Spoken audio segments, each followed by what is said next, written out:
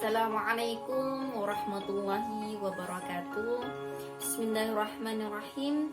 Alhamdulillahirabbil alamin wa bihi nasta'inu ala umurid dunya waddin wa ala alihi wa sahbihi ajma'in, amma ba'd. Alhamdulillah, puji dan syukur marilah kita panjatkan kehadirat Allah Subhanahu wa taala. Karena pada hari ini Allah masih memberikan kita nikmat iman, Allah masih memberikan kita nikmat sehat, sehingga kita masih bisa mendengar, kita masih bisa melihat, kita masih bisa merasa. Mudah-mudahan nikmat ini bisa kita gunakan seoptimal mungkin untuk menggali ilmunya Allah Subhanahu wa ta'ala melalui berbagai cara dan berbagai media. Video pembelajaran kali ini kita akan membahas mengenai epistemologi Islam. Epistemologi secara bahasa atau secara etimologi berasal dari bahasa Yunani, yaitu epistem yang berarti knowledge atau pengetahuan, dan logos yang berarti teori. Sehingga secara bahasa atau secara etimologi, epistemologi berarti theory of knowledge atau teori pengetahuan.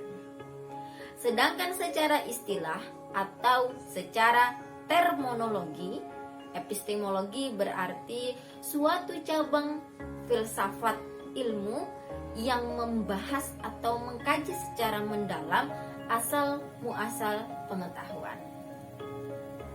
Nah, sekarang pengertian epistemologi Islam. Dua kata yang berasal dari kata epistemologi dan Islam. Apa pengertian epistemologi Islam? Epistemologi Islam bisa dimaknai sebagai teori pengetahuan atau filsafat ilmu yang di dalamnya mengkaji mengenai sumber pengetahuan dalam Islam. Dalam Islam, ilmu berasal dari Allah Subhanahu wa ta'ala. Sehingga yang menjadi prinsip dasar dalam epistemologi Islam adalah ilmu tauhid. Sekarang pembahasan kita adalah instrumen atau alat apa yang digunakan untuk mendapatkan pengetahuan tersebut. Dari beberapa referensi dapat diambil sebuah kesimpulan bahwa sumber pengetahuan atau instrumen untuk mendapatkan pengetahuan ada 4 komponen. Al-awwal yang pertama yaitu wahyu. Jadi sumber pengetahuan yang pertama adalah wahyu. Ats-tsani yang kedua adalah akal.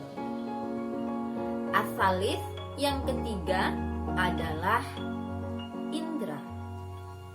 And then the last yang terakhir adalah intuisi, kolbu atau rasa. Sekarang kita memasuki pembahasan yang pertama, yakni wahyu sebagai sumber pengetahuan. Wahyu yang dimaksud di sini tentu adalah Al-Quran. Al-Quran merupakan sumber pengetahuan yang jelas sudah dibenarkan kebenarannya. Dalam Al-Quran banyak sekali ayat-ayat yang menyebutkan bahwa wahyu ini atau Al-Quran merupakan sumber pengetahuan. Salah satu di antaranya adalah Quran surah Al-Isra ayat 105 yang berbunyi wabil haqqi anzalnahu wabil haqqi nazal, yang artinya dan kami turunkan Al-Quran itu dengan sebenarnya, dan Al-Quran itu turun dengan membawa kebenaran. Quran surah Al-Isra ayat 105. Jelas dalam ayat ini disebutkan bahwa wahyu merupakan sumber kebenaran. Dalam ayat lain dijelaskan nurun ala nur, cahaya di atas cahaya. Jadi wahyu ini atau Al-Quran ini merupakan cahayanya di atas cahaya. Yahdillahu linurihi may yasha. Allah memberikan petunjuk cahayanya kepada orang yang dikehendaki. Jadi siapa yang dikehendaki oleh Allah akan diberikan petunjuk melalui cahaya ini, yaitu wahyu atau Al-Quran. Sehingga bisa kita pastikan bahwa memang benar Al-Quran merupakan sumber pengetahuan yang benar adanya. Sumber pengetahuan yang kedua adalah akal. Jadi akal ini merupakan sumber pengetahuan yang benar yang berasal dari dalam diri manusia. Dalam Al-Quran banyak ayat yang menjelaskan bahwa akal merupakan sumber pengetahuan atau alat yang digunakan untuk mendapatkan pengetahuan. Satu di antaranya yakni adalah Quran surah Ar-Ra'd ayat 19 yang berbunyi,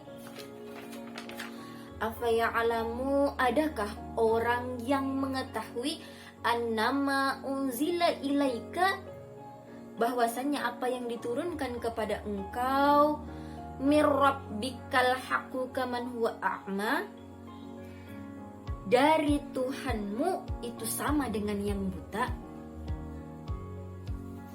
Innama yatadzakaru ulul albab, hanyalah orang-orang yang berakal saja yang dapat pelajaran." Ayat ini menjelaskan bahwa hanya orang-orang yang memiliki akal yang dapat mengambil pelajaran apa yang ada di muka bumi ini. Nah, orang yang mengoptimalkan pengetahuan ini tentu ia akan mendapatkan kebahagiaan di dunia dan di akhirat. Bahkan Muhammad Abduh mengatakan bahwasannya akal ini merupakan tonggak kehidupan manusia. Apabila manusia ini mampu mengoptimalkan daya akalnya, maka ia akan mendapatkan kebahagiaan di dunia maupun di akhirat. Sekarang kita akan menuju sumber pengetahuan atau instrumen atau alat untuk mendapatkan pengetahuan yang ketiga, yakni indera, mata, telinga. Indera ini bisa digunakan untuk mendapatkan pengetahuan melalui pendengaran, melalui mata, melalui rasa, kemudian dicerna oleh akal. Berikutnya berkaitan dengan hati atau intuisi. Sebagian ulama mengatakan bahwa untuk menentukan kebenaran pengetahuan dilakukan melalui intuisi atau hati atau rasa. Biasanya yang menggunakan pembenaran ini, akal terbagi menjadi dua. Yang pertama yaitu akal praktis atau akal amilah. Yang kedua adalah akal teoritis atau akal alimah. Apa perbedaan di antara kedua akal ini?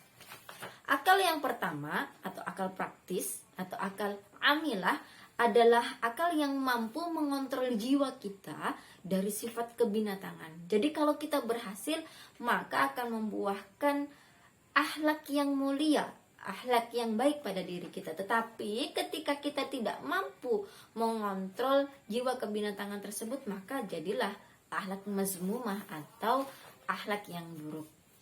Sementara untuk akal teoritis atau akal alimah adalah akal mampu menerjemahkan sesuatu yang tidak terlihat secara kasat mata, seperti pembenaran terhadap roh, terhadap malaikat, terhadap keberadaan Tuhan atau keberadaan Allah, dan lain sebagainya. Jadi kesimpulannya adalah dalam mendapatkan pengetahuan ada 4 komponen yang bisa dipergunakan, yakni wahyu, kemudian akal, indera, dan juga intuisi. Nah, kemudian 4 komponen ini dibagi lagi menjadi 3 pendekatan. Yang pertama adalah pendekatan bayani, yang kedua adalah pendekatan irfani, dan yang ketiga adalah pendekatan hidrografi. Pendekatan bayani adalah pendekatan yang menggunakan pembenaran melalui teks. Jadi komponen utama ketika seseorang menggunakan pendekatan bayani ini adalah pembenaran menggunakan teks, dalam hal ini adalah kitab. Pendekatan irfani adalah pendekatan pembenaran melalui filsafat atau pengetahuan, sedangkan pendekatan burhani adalah pembenaran yang kebenarannya ini harus bisa dibuktikan secara logika atau ada bukti. Nah, mungkin itu saja video pembelajaran kita pada kali ini, mudah-mudahan bermanfaat. Mari kita tutup dengan mengucapkan doa. Alhamdulillah.